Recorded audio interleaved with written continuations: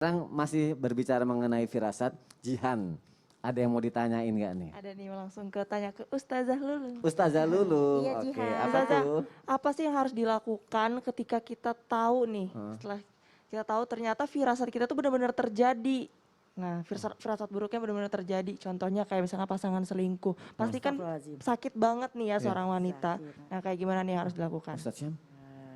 Gimana? Itu sekedar pertanyaan bro. Oh pertanyaan, oke. Jangan. Baik, terima kasih untuk pertanyaannya. Mewakili juga jamaah yang ada di rumah. Mungkin Nauzubillah min zalik, mungkin ada yang merasakan juga ya. Tapi insya Allah akan dijawab sama Ustazah Lulung. Silakan Terima kasih. Ustazah. Mohon izin guru-guru semuanya, Kak Sony. Jamaah. Ye. Oh jamaah. Yeay. Alhamdulillah. Lillah. Makanya jangan suka mikirin macem-macem. Jangan suka namanya pikiran macem-macem. Karena apa? Ana inda zoni abdi bi, aku tergantung perasaan ke hambaku. Pengen ditepis tuh perasaan, firasat pengen ditepis tapi ternyata muncul lagi dan ternyata kejadian. Bener kan gue bilang, bener kan ternyata yang namanya firasat wanita tidak bisa yang namanya diabaikan.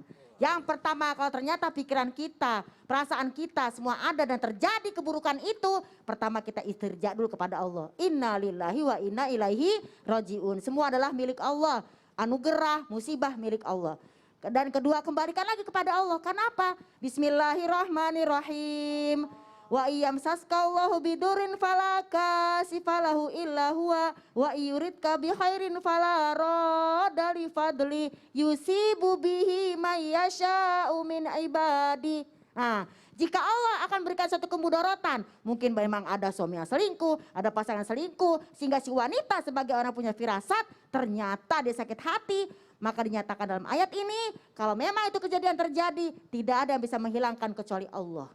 Kalau memang Allah memberikan suatu kebaikan kepada seseorang, tidak ada yang bisa menolaknya. Karena apa? Allah berikan semua itu kepada hamba-hamba pilihannya. Jadi sebagai kita seorang wanita, di samping memang mungkin firasat benar, kita juga introspeksi diri. Kenapa ini sampai suami aku berselingkuh? Apa kurangnya aku? Kan seperti itu.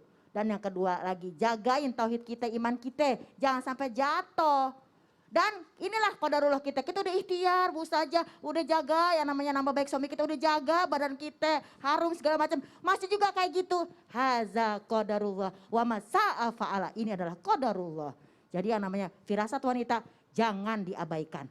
Makanya kita harus dekat sama Allah, biar Allah kasih firasat yang baik, bukan firasat yang buruk. Kalaupun kejadian, kita jadi sabar. Ya, kadang-kadang memang gitu, kalau suami pergi, kita suka deg-degan ya kan. Ya kan, karena apa? Karena kita takut itu suami gak kembali lagi. Mungkin gak kembali dalam artian dia celaka, atau mungkin gak kembali karena diambil oleh orang lain. Sama-sama diambil, tapi memang konteksnya beda, ya kan? Mudah-mudahan dalam berumah tangga semuanya diberikan sakinah, mawadah, warohmah, begitu. Mudah-mudahan. Nauzubillah min zalik kejadian, ya berarti si istri juga atau harus saling introspeksi diri ya. Kenapa bisa seperti ini gitu ya.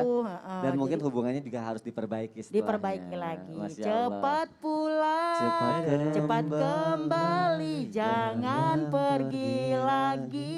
Masya Firasatku. Nah, gitu-gitulah. Baik, terima kasih Ustazah Lulung untuk penjelasannya, Masya Allah. Nanti kita nyanyi-nyanyi lagi ya. Nyanyi lagi ya. Oke.